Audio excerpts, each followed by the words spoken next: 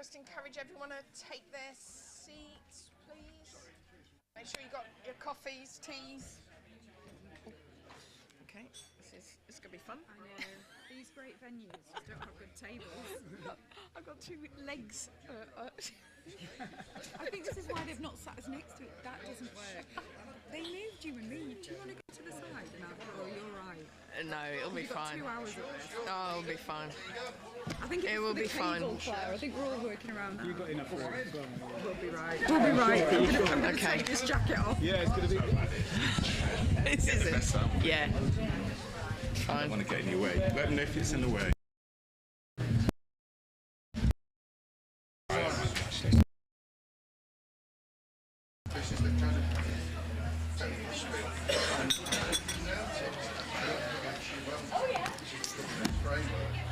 Okay.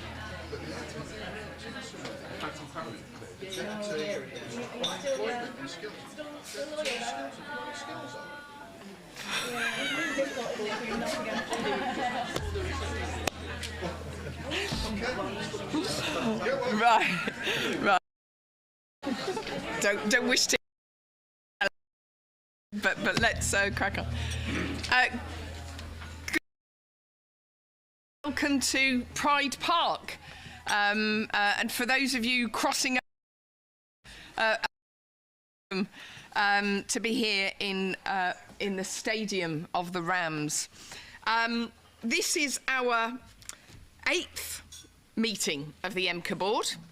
That has been a year that has flown by, let's just say. Very first meeting of our 25-26 municipal year. And we've got quite a few changes around the board with new faces, and I shall come to that in just a moment. Today's meeting, obviously we have some recommendations for decision, and our usual practice is whilst formal voting arrangements are in place, and that's based on a simple majority, including myself as mayor in that majority. In most cases, we seek to build consensus, we seek to move as the combined authority and to ensure that we have broad agreement wherever possible in the decisions that we take. And the decisions that are before us have been engaged and discussed with our constituent members and with our partners wherever possible through the process. So constituent councils and associate members are welcome to contribute on any item during the discussion, but the constitution is that only constituent members of authority and myself as mayor are entitled to vote. But as I say, we have traditionally not got to that point. This meeting is being live streamed, so your attendance is accepting that you may appear on it. And I'd like to remind you, I think in my case, it's a constantly on microphone. Ones in front of you, you may need to switch on and off. They're all permanently on, are they? No, in which case we'll be able to hear and record everything. Keeping matters. There are no known fire alarms planned, so if there is one, please identify the emergency exits and use them. And obviously we are seeking to get through this meeting efficiently and effectively. Moment to talking a little bit more about our new membership on this board, but I want to start first of all by taking apologies. I've had 2 apologies, which is Councillor Gilby from Chesterfield and Councillor Radford from Nottingham, who is being substituted by Councillor Linda Wooding. No other apologies. Can I therefore, before I move on, ask for any declarations of interest? Councillor Graves. Yes, I'm a Derby City Councillor as well as the leader of Derbyshire County Council, so I'm just declaring that. That's fine, thank you very much. Derbyshire County Council. Of course, thank you very much. On the public participation, We have received 2 questions from members of the public. I was looking for her. Borrow yours, Jodie. It's probably in the pack somewhere. Thank you. We've had 2 questions received from members of the public. The questions and answers have been published on our website, and I don't believe that either of those members of the public are in attendance today, in which case you will note that the questions and answers are available on the website. Item 4, the minutes of the last meeting in March. That feels like a very long time ago. There's a lot of things have happened in that time. I could just ask for those who were in attendance at the meeting in March if they're happy to accept those as a true and accurate record. Paul, 2 Pauls, that's fine. Thank you. I'll move on to the mayoral update then. So first of all, can I welcome some new faces around the board today? We have got Councillor Mick Barton, the leader of Nottinghamshire County Council, Councillor John Doddy, who is the deputy leader of Nottinghamshire County Council, Councillor Alan Graves, the leader of Derbyshire County Council, and Councillor Rob Reaney, the deputy leader of Derbyshire County Council. Morning all. We also are joined by Councillor Julie Lee, who is a new representative of the districts in Nottinghamshire. And we have Kim Harper, who is our new appointment from the voluntary community and social enterprise sector. And I'm just going to give Kim a moment just to say a couple of words. I'm basically from Derby City, and I am the Chief Executive Officer at Community Action in Derby. Been longer than I'd care to think and remember. Regeneration and supporting social enterprise, so quite a varied background in that sense. Had significant interest in economic regeneration, social enterprise and social business, but communities, because I think it's really important that we have stronger communities that are resilient, and we're really excited to be a part of that, and you in a stronger, better region. Thank you very much. Delighted that you've joined us, and I know there's a big task ahead. To our associate board members for the contribution. Also, 2 new officers joining us today. This is their first board, who is now our Executive Director for Place, and is our Executive Director for Resource. And you will no doubt be hearing more of them during the meeting. I'd like to also thank former members of our leader of Nottinghamshire County Council and his deputy, Councillor Bruce Lawton, Councillor Barry Lewis, who is the leader of Derbyshire County Council, and his deputy, Councillor Simon Spencer, and Councillor Milan Radulovic, who was one of the 2 representatives of Nottinghamshire district and borough councils. Since our last meeting, and those of you who are to the board will know that when they say a week's a long time in politics, since March to June, and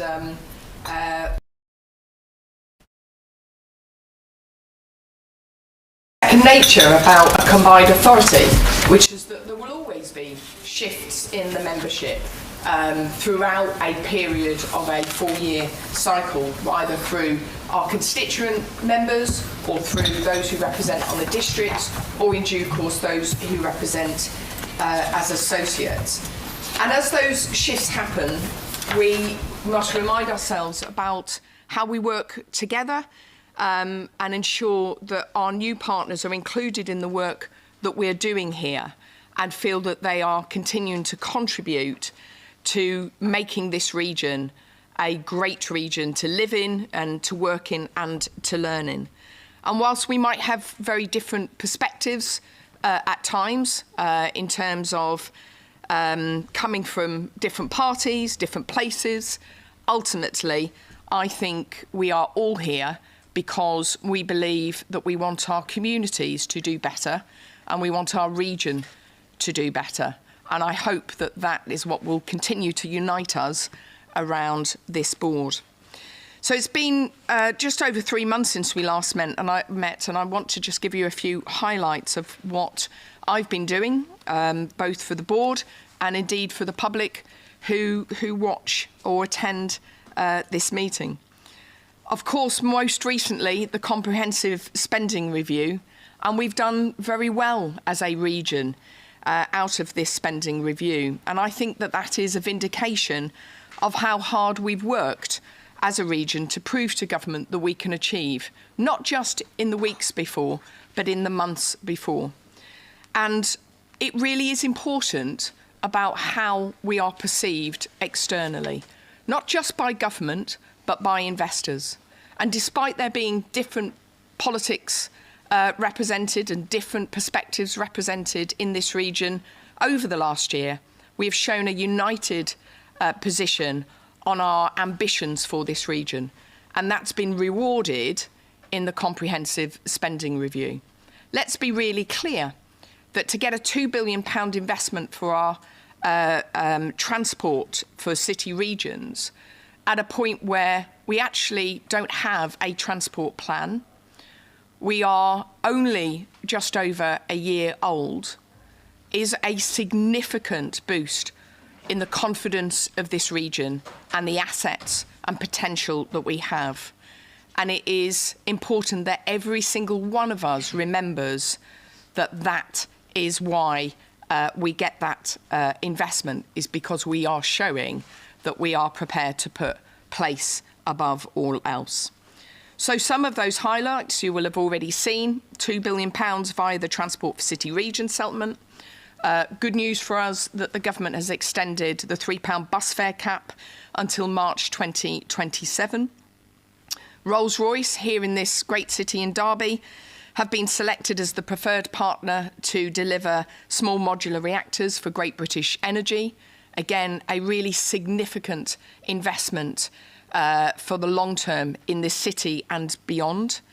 And investment into the STEP programme, part of a £2.5 billion investment into fusion energy that will see the development of STEP project across North Nottinghamshire, benefiting not just the immediate vicinity, but indeed showing this region to be at the forefront of clean green energy opportunities. Those are just some of the things that I'm really pleased that we have had. And as you will have seen from the coverage in the last week, we've had ministers, we've had the Chancellor here in Derby last week. They are showing how important this region is for the future of growth. But we're not stopping there. And as government departments develop their budgets and start to roll out what that actually means in terms of department budgets, there will be further opportunities to build trust and to attract new investment, whether that be from the public sector, from government, or indeed from the private sector. Now, my job is to continue to be the ambassador for this region and to outline our vision, but also our ambitions for this region. And that's also the reason why I continue to make the case to government about why we need to be in the fast lane when it comes to the integrated settlement. Both Greater Manchester and the West Midlands Combined Authority have received an integrated settlement this year. And in the comprehensive spending review, the Chancellor announced the other authorities that will receive it next year. We're not in that list yet because of the decision around the age of which a combined authority and various governance requirements, the thresholds that need to be met. I continue to make the case that if the government wants us to be in that fast lane to deliver on the potential and the ambition that we have, we need to have access to the integrated settlement, which gives us a longer term of certainty in funding, but also gives us much more flexibility in the way in which we use that. I do not want us to be behind other regions. I'm a little competitive when it comes to these things. So we will continue to make that case. Those of you who joined us at UK Reef back in May will know how positive the reaction was from partners and from investors to this region. It wasn't the first time that I attended. I went the year before, just 2 weeks after I'd been elected. And to be honest, I can really see the difference a year on in terms of our approach as a combined authority, but also in the way in which other partners or investors are engaging with us. And it was really good to have our constituent councils there represented. And I hope next year we will have even more engagement from our political leaders around the table, making the case for investment into this region. And you will also possibly have seen that we displayed a new vision and a beautiful wooden model of the East Midlands, which was the highlight of talk around UK Reef, because it allowed people to look at our region and to really understand those opportunities that we've been talking about with the spatial vision. And I think that's an exciting opportunity. Some of the other things that you will have seen, we've talked about the spatial vision. We've clearly been talking to government about the potential of the Trent Arc, hence the reason it was one of the headlines with the announcement of the £2 billion transport settlement. One other aspect of it is the loop. And some of you will have seen that I've set myself a challenge for my second year as mayor, which is to walk the loop, or maybe a bit of cycling or a bit on the waterways. It's a proposed active travel route that encompasses the whole region. And whilst at the moment it's in concept, so we're not putting down in concrete or anything else that this particular path or route that we've mapped out is the final version. It's really about trying to get people to understand the opportunities that this can bring, because it is much more than simply a walk. It's intended to celebrate our people and our places and elevate their aspirations and connect the region to much more of itself. So I've walked 2 sections so far, starting in Buxton, and I've already had some fantastic conversations with people, including the Buxton Town team, the Buxton Heritage team, and also the company that's working closely with all the partners on the very light railway opportunities into Buxton. There is more to come. There will be more opportunities for discussion. And I'm sure that some of you will have suggestions about who else ought to accompany me at points along my route. We've also, in the time, I think, since the last meeting, we've signed a compact with the West Midlands.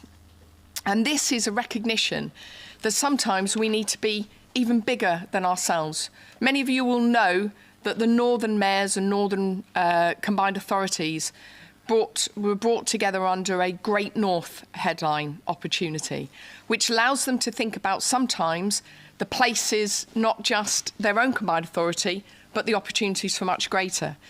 And with the decision to no longer fund and to move away from the Midlands engine, it's important that we have something that crosses across the wider Midlands. So initially, myself and Mayor Richard Parker for the West Midlands have created some heads of terms with a West Midlands with a Midlands compact.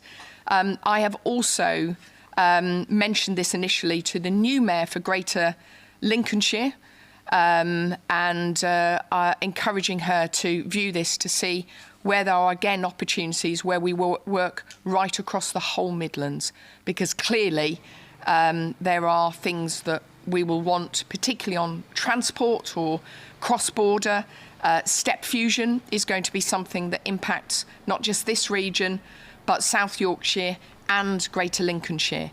And on that basis, it's important that we find some alignment for these pan-regional partnerships. Ultimately, I want to work smartly across borders to ensure that we are investing our time at the right level and in the right place to make the difference that we need. So those are just some of the things, and I'm sure that you will get an opportunity to continue to follow my activities across the region. I'm happy to take any questions that members of the board may have. I'll start with you, David. It's not a question, it's just building on something you said, really. So for those who don't know me, I'm David Williams. I chair the Business Advisory Board, so I'm a deeply cynical private sector person, but went along to Reef with lowish expectations. The thing we did at Reef was outstanding. I've been 36 years in the region now, and we've always struggled with a sense of place and identity. And if one thing having a combined authority has done for us, it's enabled us to create an identity.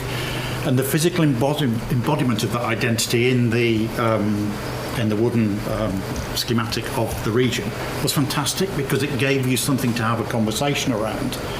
And for the first time in my 36 years here I heard people talking about the East Midlands as a place, and then you start applying the projects, the plans to that place. It gives you a sense of it for the first time. So I just wanted to say well done. It was very, very good, I thought. Thank you. Any other question? Councillor Johnny.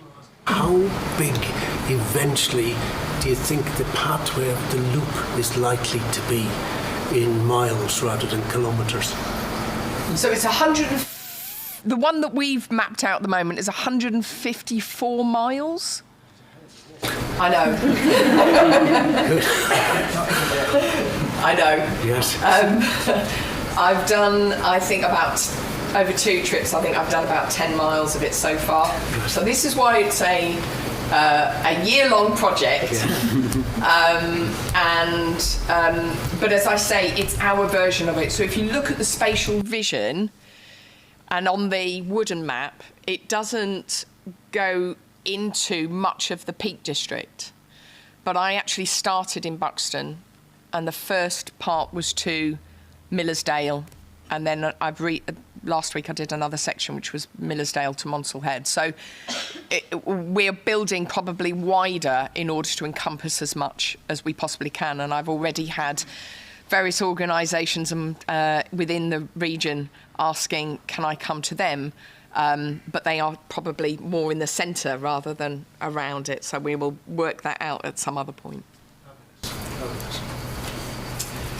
Okay, thank you.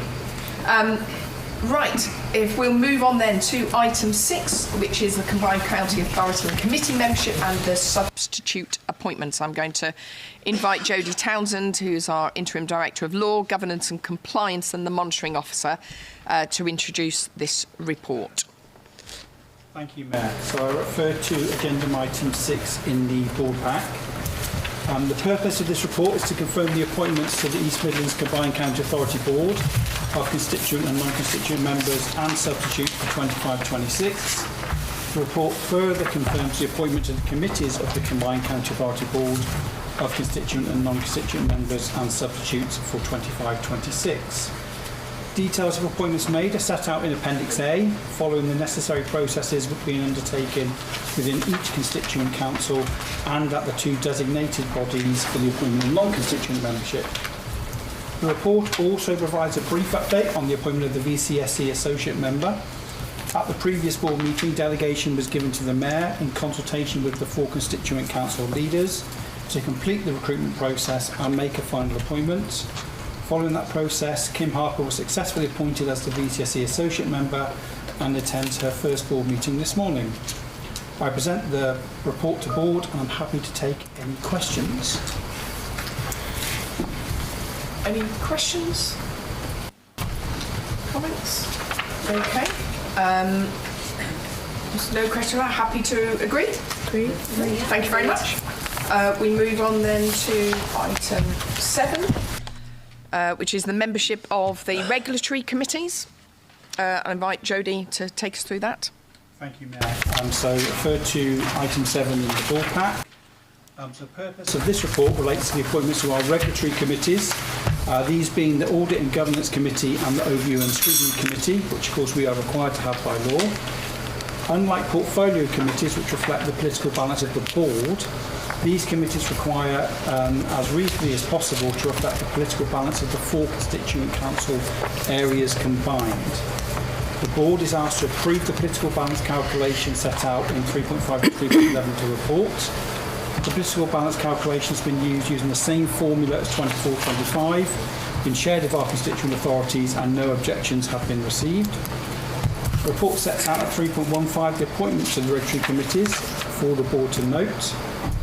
To note as well, constituents and the designated bodies were asked to provide additional substitute appointments this year to the Overview and Scrutiny Committee. This was to mitigate against the risk of potential in-court meetings due to the high quorum requirement of 2/3 for the Scrutiny Committee, and to also enable a wider membership who can be utilised in task and finish groups in compliance with the National Scrutiny Protocol, which we are seeking to adhere to. Further engagement will take place as a result of this with the 4 constituents to make sure we have that full set of substitute members. I present the report to board, and again I'm happy to take any questions. Any questions, comments, clarifications? No? Okay, thank you very much. We move on then to item 8, which is the governance framework and associated matters. I'm going to ask Jodie to take us through that paper as well.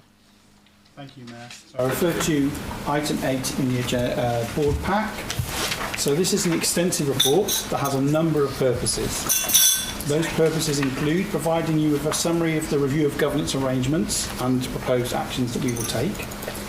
Proposals to provide a level of delegation to the Combined County Authority Board committees, to create a new Housing and Land Portfolio Committee, to create a new Green Growth Advisory Board, to provide delegations to officers within the Transport Transition Programme, to increase the key decision financial threshold from £500,000 to £1 million, to consider an amendment to the Constitution that would enable non-constituent members of the board to be appointed as portfolio leads, to note the appointment of the Deputy Mayor, to consider the Mayor's portfolio lead and deputy lead proposals, and to approve the establishment of a new independent remuneration panel. The proposals and the justifications for those proposals are set out in the report. Colleagues and I in support are here to answer any queries or questions. Before moving on to debate, there are a few matters to draw to your attention that have arisen following further engagement with constituent council colleagues. Appendix A of the papers sets out a proposed amended terms of reference for the Transport and Digital Connectivity Committee, which includes operational delegations relating to the Transport Transition Programme. At point 19 of those terms of reference, it proposes to delegate from board to the committee the approval of the inter-authority agreement. Following further re-engagement with our constituent councils, this proposed delegation is being withdrawn, and the approval of the heads of terms for the inter-authority agreement setting out the principle of transfer will therefore remain at board at this level here. I've also been asked by constituent council colleagues to clarify the following: that the proposals to enable non-constituents to be portfolio leads does not make any change to the existing voting arrangements within our constitution. That portfolio lead and deputy appointments agreed by the board, of course, are automatic members of their relevant portfolio committee and will therefore take a position appointed by their constituent councils or designated bodies on those bodies to make sure that we maintain the agreed principle of balance, that being that no constituent authority has more than the 2 seats on those committee membership. I would like just to highlight an error in the recommendation box on the front page of the paper. Recommendation H should refer to Appendix G, and recommendation J should refer to Appendix H. It is correct within the body of the report, but incorrect on that front page. And a reminder, of course, that all decisions that are taken by the board today will be appropriately reflected within the Constitution and the changes made by myself as the monitoring officer. I present the paper to board for discussion, and I'm happy to take any questions. Okay. Councillor Lee. Thank you, Chair. I'm looking at Appendix E, the Green Growth Advisory Board, and I wondered if we might consider having a district representative on the board. If we would consider that, I would suggest Dave Armiger, who's the Chief Exec of Basildon District Council, and he's also the Chair of the Notts Environmental Strategy Working Group, and also heavily involved in STEP. Thank you.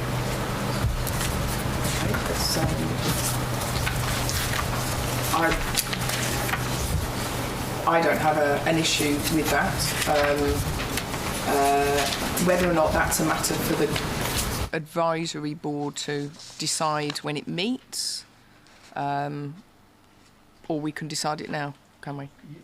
The board can determine that in its terms of reference if it wishes today, or you can simply refer it to the body when it meets to say, is this something you want to include in your future membership? But you could make that decision today if you so wish. Are there any objections to doing that? Well, I can see there's a, would be useful given the step. I think it'd be sensible to deal with it today, to be honest. Okay, thank you very much. Everyone happy with that? Agreed? Correct. Yeah. Okay, thank you very much. Thank you. Any other comments, questions on any other parts of... yes, Councillor. Thank you, Mayor. First of all, thank you very much for choosing me to be your Deputy Mayor again. It's a huge honour and a role I very much enjoy. I just wanted to say, thank you for taking on board the points about the delegation to the Transport Committee. I think it's really important that that stays, actually, those decisions stay at board level. We're looking at, heads of terms, inter-authority principles, contracts, staffing, property, assets and so on, which obviously, they concern all of us, and those are things that a committee should not be deciding on our behalf. So thank you for acknowledging that and amending appropriately. Thank you. Any other comments or questions? Okay. Are we happy to approve the whole paper? Yes. Yes. Yeah. Yes. And just to that's as amended. As amended. Yes. With those amendments. Yeah. Okay. Have you approved? Yeah. Thank you very much. I think this may well be the fastest meeting that we've had. Okay. Item 9, nominations to outside bodies. Jodie. Apologies that this is myself again. So the purpose of this report is to present nominations to outside bodies. There is just the one outside body to appoint to, that being Transport for North. It is proposed that the Mayor be appointed to Transport for North as the EMCCA representative. So I'll present that paper to the board for consideration and decision. Any comments, questions? That makes sense. Yeah. Okay. Sorry, Councillor Carl. can I just ask, your substitute, reference in the paper about a substitute being the portfolio lead for transport? Yes. I think that would be sensible as well, to be honest. Yes. So I'm very happy with the idea of the chair of or lead portfolio for transport being the deputy. So effectively we've got 2 deputies really, because if I'm not attending, I've got a choice of the deputy mayor or either choice of the transport lead, if you're happy to approve that. And you've just approved that the new transport portfolio lead is Councillor Barker. Thank you very much. Okay, so you're happy to do that? Okay. Yeah, that's fine. Okay, great. Item 10, provisional outturn position. So I'm going to invite Richard Williams, who are our new Executive Director of Resources, our Section 73 officer, to take us through the paper. Thank you, Mayor Clare. So this is a matter of record in terms of the financial outturn of the combined authority for the financial year 24-25. That's the year ended 31st of March this year. It is, of course, the first full year of the existence of the combined authority. The report asks the board simply to note that position but also to ratify a number of technical adjustments in relation to the financial outturn. For example, the creation of a couple of earmarked reserves, the destination into reserves and into the new programmes fund of the underspend position, and some reprofiling of the capital programme, plus a couple of technical adjustments in relation to our reserves. I'm happy to take any questions. Thank you. Questions, comments, board members? No? Okay. All right. Happy to approve. Yep. Great. Thank you very much. Item 11, which is the Homes England Strategic Place Partnership and Memorandum of Understanding. I'm going to ask Edward to introduce us. Thank you very much. And we've got Barry Cummings, the Director of Housing, at the table in case there are detailed questions for this item and the next one as well. So you are being asked to approve entering into a Memorandum of Understanding with Homes England to establish what's called a Strategic Place Partnership. If approved today, we would then work to establish the partnership and bring back to you a 5-year business plan with annual delivery plans which sit underneath it. That will require extensive engagement with local authorities in order to present the detail of what the partnership will be doing back to the Combined Authority via the Housing and Land Committee. Briefly, the context for this, you'll be familiar that Homes England is the government's national housing body charged with delivering more houses across the country and increasing the supply of affordable housing. Strategic place partnerships are increasingly the model of choice for Homes England to engage with local areas, and the prize here is one of greater coordination and collaboration, so making sure that Homes England and the resources that they can bring to bear are really aligned with local priorities rather than working separately, which perhaps has been the case in the past. So it's important to note this isn't new money. This is about a shared approach to determining local priorities and trying to align and make best use of existing money, but I think it's a really important step in the right direction. And as I've said, the Strategic Place Partnership will be accountable back into both Homes England governance on their side and Combined Authority governance onto ours. So it's not about making decisions for the Combined Authority, it's about doing the work and then bringing it back through the committee for decision by the Combined Authority. So today you're being asked to approve the entering into a Memorandum of Understanding to allow that work to proceed. Okay. I'll start with Councillor Hesley-Rowe and then I'll go down the table. Thank you. I have personal experience of working with Homes England in my ward, which are developing a brownfield site to provide a range of housing, but a significant, in principle, a significant number of affordable homes. And it actually happens to be near the Derby Royal Infirmary, or sorry, the Royal Infirmary in Derby, and it will therefore provide affordable housing for people who live close to the hospital. And definitely within walking distance, so it's got that potential. It's by the A38, which I know is going to get some modification over some time, God knows when, but that will surely come. And that will obviously allow people who wish to commute from that area. And it's essentially a very good mix of housing in terms of size and affordability. So I think they're a great kind of pump primer for development of housing on Brownfield, and I think it'd be really good to get into a memorandum of understanding with them so that we can work really closely and deliver at pace housing of all kinds, but particularly affordable housing. Thank you. Go to Kath. Very supportive. My only question was the capacity of Homes England now with all the SPPs in that actually driving the speed by which we would want to be working probably. So it's more a commentary on that now everyone's going to an SPP, that actually does that mean that does Homes England have the capacity to work at the pace we'd all want to work at? But it's more a comment rather than, I mean, clearly we probably need to be in SPPs, but it's just everyone's joined as an SPP now. Okay. I'm going to pick up all the points, then come back to you, Barry. Okay. Councillor McEwen and then Councillor Peakfield.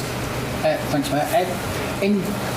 My query is just around any existing arrangements that council may already have with Homes England. Is there sort of any intention to try and sort of draw them together in as part of this partnership? I think there may potentially be some benefits around that, just in terms of sort of that wider awareness of what schemes are already operating within the patch. Councillor Pico? Thank you. Yes, similar really to Anthony's question. Any clarification around the engagement with local authorities would be really welcome. You mentioned, Edward, coordination and collaboration. I think it's going to be absolutely key. This is a really, really positive step for us as a combined authority.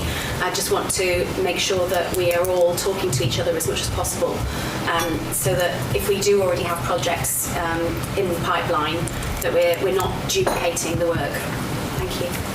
Thank you. Councillor Lee and then Councillor Wooding. Thank you, Chair. I'm very supportive of this. Anything that helps us to increase the supply of affordable housing and supports our local authorities is to be welcomed. Our local priorities is to be welcomed. Thank you. Councillor Wooding. Yeah, very supportive of the tie-in with Homes England. I just wanted to ask, I can see obviously the sheet about how they will actually liaise. I just wondered what the practical linking will be with our own housing subcommittee of the board as well, and how that's going to work in practice. Okay. Any other, Councillor Rainey? Yeah, I'm very supportive of this agreement. One of the concerns I'm picking up is the kind of targets that's coming from government. A number of people are talking about whether some of these targets will actually be practically deliverable.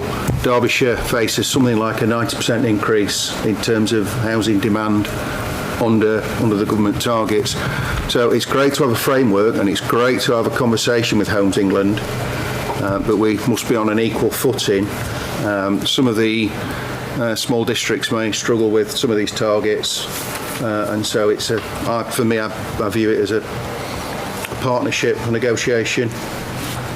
Thank you. Kim. Thank you, Mayor.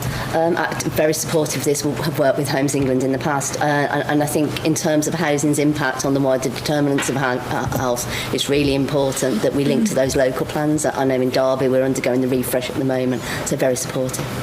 Thank you. Councillor Carr. Yep, just to say, on page 83, there's a typo on there, sorry to... it's just the 5th paragraph down. I think it should say this memorandum of understanding does not remove all instead of saying of effect. So that was one. And then the other point was, obviously you'll all know that Nottingham City Council have sold the 20-acre site, Broadmarsh site, to Homes England. So I just want to know how that link up will happen within this site, because if they're already doing some work, how can we make sure that... I know there's only a certain amount of positions on there, yourself on there, and I think it's potentially the portfolio lead for homes and land, housing and land on here, but also be keen to look at how we can make sure that, because I know the city will have a governance board set up, and how do they talk, because there's no point trying to, in the region, doing a couple of different things. So I think that's important to have that link up. Thank you. Barry, would you like to come back on all of those, please? Sure. I think I've jotted down 8 points, so if I've missed anybody, please do remind me. So I think the first point was capacity of Homes England to be able to respond to the SPP. I think Homes England was probably an organisational structure that had an open door for everybody, but recognised its own capacity to own capacity of limitations on what it could actively involve itself in. I think the strategic post partnerships occur where you've got an alignment of stakeholders, which we clearly do in the East Midlands. That's an important ingredient. And the second is that there's a viable pipeline of investable propositions. So whilst there are many people that would desire a partnership, they might not meet one or two of those specific criteria. We have both. We have quite a large pipeline of stuff we can get involved in, and we certainly have alignment of our senior leaders and stakeholders. So the capacity that we would receive under that, whilst not infinite, is clearly going to be targeted to some of the shared ambitions we have as a combined authority. So hopefully that will give you some comfort. I think the second point was how do the existing arrangements draw down together, and to some extent Councillor Cairns' point about Broadmarsh, I think, is an important one. So this is about articulating the component authorities in the combined authority areas, what's important to them. So the combined authorities originate priorities, and clearly Broadmarsh is a key priority for Nottingham. There are others in Derby and Derbyshire that have been clearly articulated as well. And the idea of the governance partnership is exactly to the point that we don't spread the resources so thinly that we end up not achieving anything because of thinness of resources, or more importantly, that we duplicate the resources where that activity is happening elsewhere. So they'd be articulated as key priorities within a strategic pipeline. They may have independent governances because some of these are major projects. Broadmarsh, as you know, is a significant project and will be delivered over a number of years, so will not need an immediate or will be longer than an immediate articulation response. So I think the consideration of how they fit within the pipeline and the resources that they're going to be deployed in to support that over whatever time period would be a matter for future determination, so members could be comforted that that's likely to happen. So that's 2 points. I think the third point was how will engagement take place with local authorities and collaboration. As I said there, the pipelines are originated by all of the local authorities, so some of the preliminary work that's already taken place on the strategic partnership is to engage with all of the local authorities and get them to articulate what's important to them as part of any emerging relationships or MOU with Homes England. And they have articulated by and large the most important sites to individual local authorities that they would like to see as the focus of attention and resources. We'll clearly apply a set of filters to that to reference EMCCA priorities and strategic objectives, and those will be tested against value for money and speed to delivery. So I think you can be assured there's a high level gone to date, but the next stage, which will be to articulate the business programme, which takes the raw data into we are going to do this and here and on this timetable with this amount of resources, is still a matter to determine, and that would be very much a part of the next level of engagement.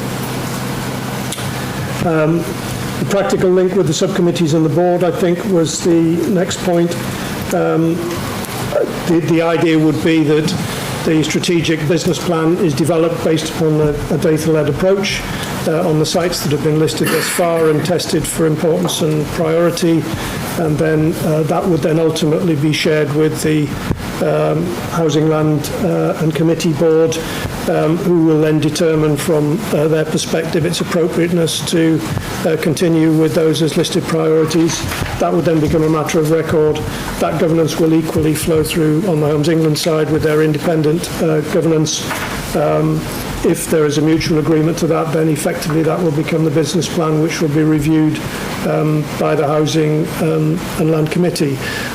If there are issues that need resolution outside of that committee or are felt to be of significance to elevate to the main board, then of course the Housing and Land Committee, as drafted at the moment, can elevate any matter up. So hopefully colleagues would have the governance assurance that they would be involved at every stage of that process. Getting to the end, deliverability of targets and linked to local plans, I think they're both really important points. Most of the sites that have come through with the early data analysis are linked to local plan efforts anyway, because they're either stuck or they need unlocking through one form of intervention or another, so they tend to reference the existing local plan that's in existence or in emergence. And as to deliverability of targets, well, again, This will form the detail of the business plan itself. So Homes England judge their own efforts based on a set of KPIs and will clearly mirror those KPIs against their own interventions on any given place and location, and the SPP would have those built into it.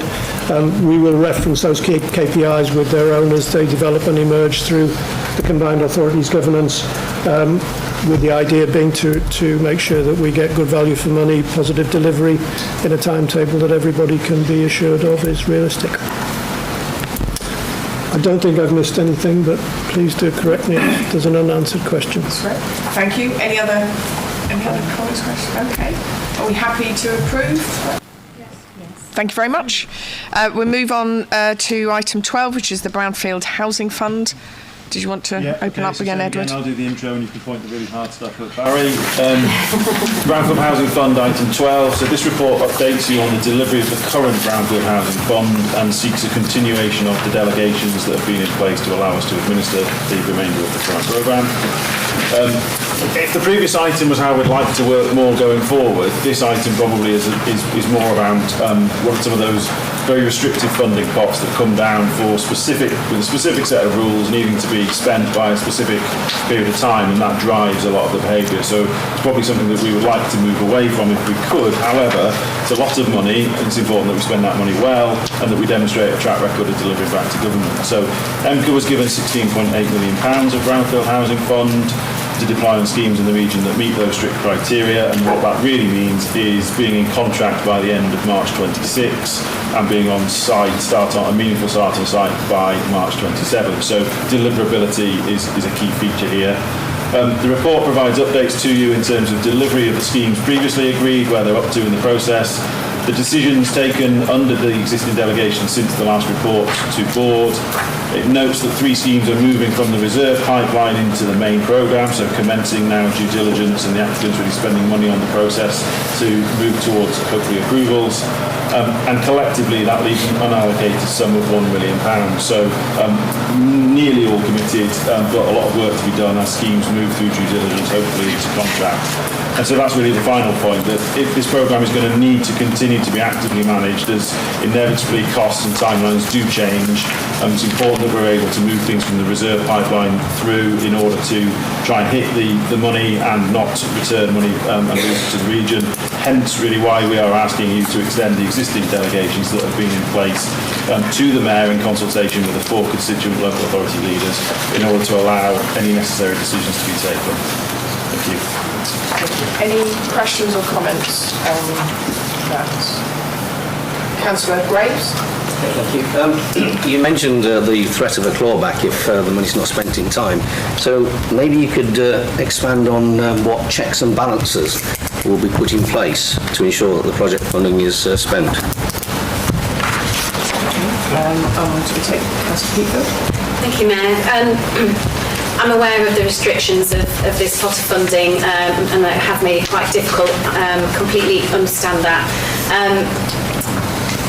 Just referring to 3.5 and looking at the St Peter Street Derby project, it actually says that this full business case will be submitted by the end of April 2025, so I'm not sure if that needs updating, where we are with that, but I really welcome more engagement on this. While I know that there are restrictions, there's still a lot that we can do to help, and certainly going forward at 4.2 where it says that there will be allocated a further pot, we would really, really welcome deeper engagement before we get to the stage of shortlisting the sites so that we can impart our knowledge. Thank you. Thank you. Any other question? Councillor Peacock. Well, thank you, Mayor. In a similar vein, really. It's not the first time I've raised it, so it's no surprise to members who've been around for a while. 3.7 on page 96, it talks about the 3 subsequent projects, and obviously the project in Bolton. I've got an interest in, it's a sensitive site, but I'm sure it seems all 3 of those sites there's some sensitivity around it. But there's a consideration there that conditions for each applicant, they've got to satisfy those conditions. I've raised it before. I just seek assurances really that we're engaging with the local planning authority talk about those projects, and certainly the project in Bolton is a sensitive site, with certainly sensitive for local people in Bolton, and the local planning authority are aware of those conditions and get a chance to comment on those conditions and those sites along that process. Thank you very much. There's nothing else come to you, Barry. Do you want to pick up on those? Yeah, by all means, again, just dealing with them in order that they were sought. So how to ensure the funding is spent. We're in the process of continuing review, and part of the request today is for our ability to be agile in that approach, because schemes evolve and circumstances that existed at the time of submission often change very quickly overnight and need to be therefore substituted. We're fortunate in the sense that we were oversubscribed on the fund, and therefore we've got fallback positions. The fallback positions relate to the fit for the fund. So to Edward's earlier point, there are scheme criteria that require to be met for the fund to be supported.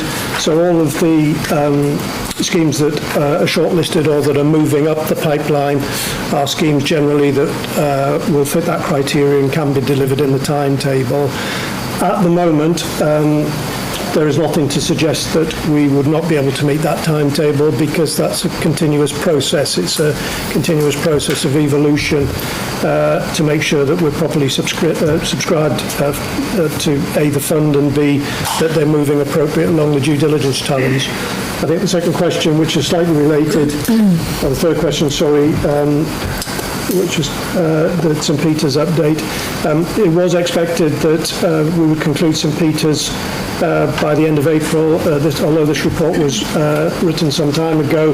The update to that is that the full business course was submitted but is incomplete on detail and now needs to be resubmitted with other supporting information in order to fit fund criteria. So the level of due diligence that is undertaken with these funds is extensive externally and is independently validated. So the assurance to committee is that the actual test of is this going to happen, will it be spent in time, can be assured at the point of contract. Beyond that, there will be regular monitoring of how the fund is spent and drawn down in accordance with the conditions, and on that basis, again, the board can be assured that what they've appropriated the funds to will get spent within the appropriate timetables. I think the final question, which was the extent of engagement, I can give an absolute assurance that where schemes become shortlisted and then ultimately become supported for funding allocation, it is of utmost importance that all stakeholders in that process, not least of which the local authority, as planning authority in many cases, are able to confirm and work towards supporting the delivery of planning consents or other consents that may be needed to meet the timetabling required. And the absence of those, generally speaking, would mean that the candidature of the site at selection stage would be lower than its neighbours that were supported. So we work very, very hard, particularly with local planning authorities, to make sure that the timetables are met, that there's a good alignment from a place point of view, and above all, the fund criteria are met. We'll continue to do that. And noting the point, if any additional funding were to be available, then we'd obviously look to engage at an earlier stage in a greater level of detail on that fund as well. Thank you. Jodie, do you want to come back in on that? I just wanted to come in on Councillor Gray's point around checks and balances. Just a reminder that the Brownfield Housing Fund business cases must meet our assurance framework requirements. So hopefully that will provide a bit of additional assurance regarding the content and that Gray's element within those business cases. Okay, thank you. Thank you. Okay, so we're happy to approve Brownfield Housing Fund paper recommendation. Thank you very much. We're now on to item 13, recommendation from committees. This one's me, so referring to item 13 in the board pack. This is a standard item that comes to every board meeting where it brings forward for consideration any recommendations from the committees of the Combined County Authority or its regulatory committees. The purpose of the report today is for you to consider a recommendation from your Audit and Governance Committee. They met on the 21st of March. and they recommended the adoption of a revised risk management framework and procedure, which are attached as appendices A and B for your consideration and approval. So I'll hand over you for debate, and myself and Richard Williams of Section 73 are happy to take any questions. Questions, comments? No?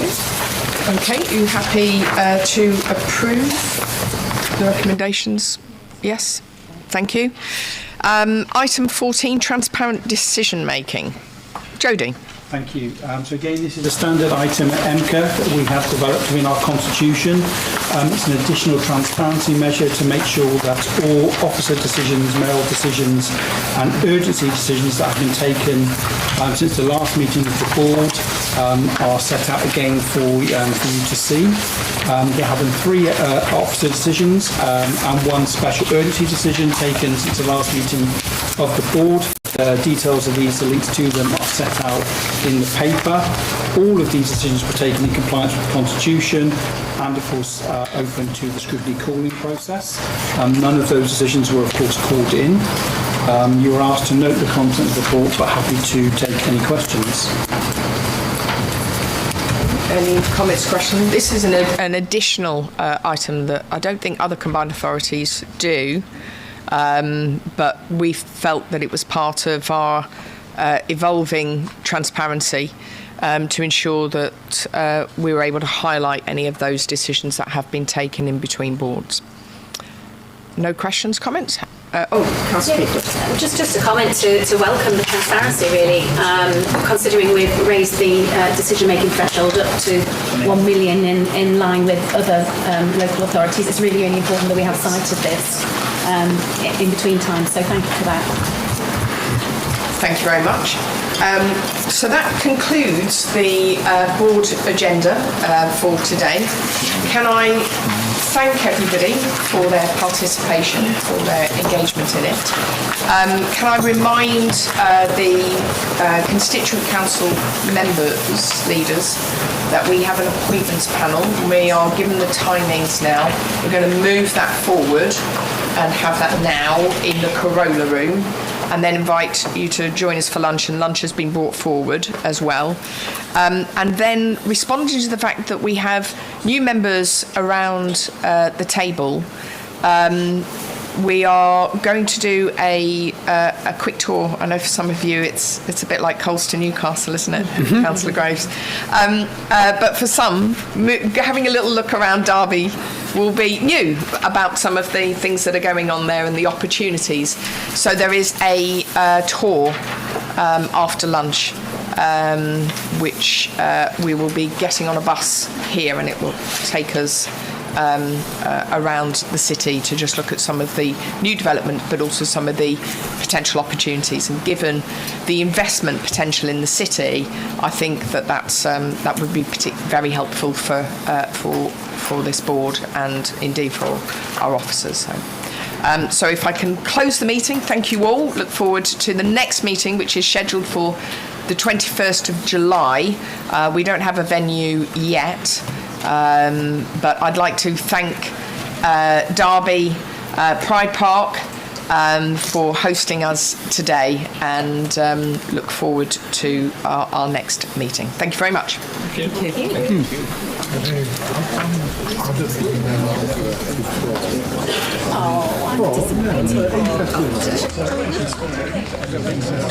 Always best to be prepared, though. Always best to be prepared.